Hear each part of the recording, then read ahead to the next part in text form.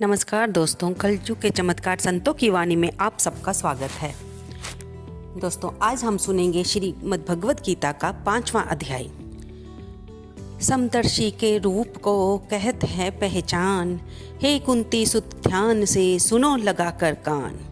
ब्राह्मण गैया श्वान में देखे मेरा रूप, हाथी और विद्वान सम निर्बल और भूप। मूढ़ चतुर सम जानते, बेजड़ संभ धनवान। ऐसा समदर्शी पुरुष मोको अति प्रियमान।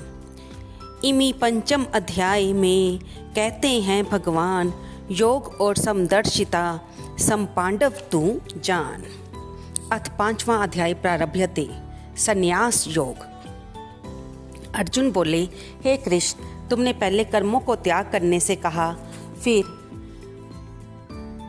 करने को प्रशंसा करते हो। इन दोनों में से जो अधिक हितकर है वह एक बात निश्चय करके बतलाओ। श्री कृष्ण बोले, कर्मों का त्याग और कर्मों का करना ये दोनों ही मोक्ष देने वाले हैं, परंतु इन दोनों में कर्म त्याग से कर्म योग हितकर है।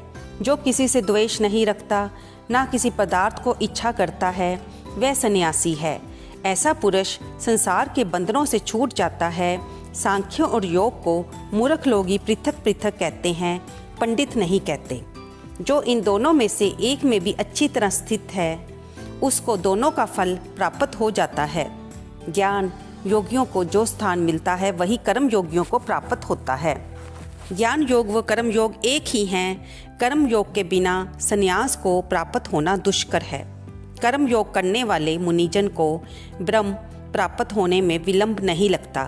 कर्म योग युक्त शुद्ध अंतःकरण वाला, मन तथा इंद्रियों को जीतने वाला, संपूर्ण प्राणियों में अपनी आत्मा को देखने वाला, कर्म करता हुआ भी कर्म फल से लिप्त नहीं होता। योग युक्त तत्ववेता पुरुष देखते हैं, सुनते हैं, स्पर्श करते हैं, सूंघते हैं, खाते हैं, पीते हैं, चलते हैं, श्वास लेते हैं, तो भी वे मानते हैं कि मैं कुछ नहीं करता। ये बोलते हैं, त्यागते हैं, ग्रहण करते हैं, परंतु ये मानते हैं कि मैं कुछ नहीं करता। ये बुद्धि धारण करते हैं। इंद्रियां ही अपने अपने विषयों में वर्तती हैं। इनका ऐसा मानना है, जो प्राणी ब्रह्म में अर्पण संग को त्याग कर कर्म करता है वह पाप से लिप्त नहीं होता। जैसे कमल पत्र पर जल नहीं ठहरता। योग युक्त पुरुष कर्म फल त्याग कर मोक्ष रूप शांति का लाभ करता है, और जो योग रहित है वह कर्म की इच्छा के बंधन में पड़ जाता है। सब कर्मों को मन से त्याग करके प्राणी इस नव द्वार की देह रूपी पुरी में ना कुछ करता है, ना करता हुआ आनंद पूर्वक रहता है। परमेश्वर किसी कर्म में प्रवृत्त नहीं करता, कर्म और कर्म फल को उत्पन्न नहीं करता। ये सब प्रवृत्ति द्वारा होते रहते हैं। परमेश्वर किसी के पुण्य तथा पाप को नहीं लेता। ज्ञान का अज्ञान से आच्छादित है, उससे जीव मोह को प्राप्त हो जाते हैं, परंतु आत्मज्ञान के द्वारा जिनका अज्ञान नष्ट हो गया है, उनका वह आत्मज्ञान परमेश्वर के रूप को ऐसे भाषित करता है जिस प्रकार सूरज संपूर्ण संसार को प्रकाशित कर देता है। उसी परमात्मा में जिसकी बुद्धि स्थिर है, उसी में मन लगाते हैं, उसी में निष्ठा रखते हैं, और जो सदा उसी के ध्यान में लगे हैं, दान द्वारा जिनके सब पाप नष्ट हो गए हैं, वे इस संसार में जन्मते नहीं। विद्या और विनय से संपन्न ब्राह्मण में, गाय में, कुत्ता में और चंडाल में पंडित जन की दृष्टि समान रहती है। जिसके मन में इस तरह की समानता उत्पन्न हो गई है, उन्होंने इस लोक में जन्म मरण रूप संसार को जीत लिया है।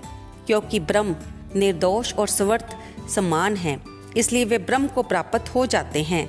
जो प्रिय पदार्थ को पाकर प्रसन्न और अप्रिय को पाकर खिन्न नहीं होते, ऐसे स्थिर बुद्धि वाले मोह रहित ब्रह्मवेता को ब्रह्म स्थिर जानो।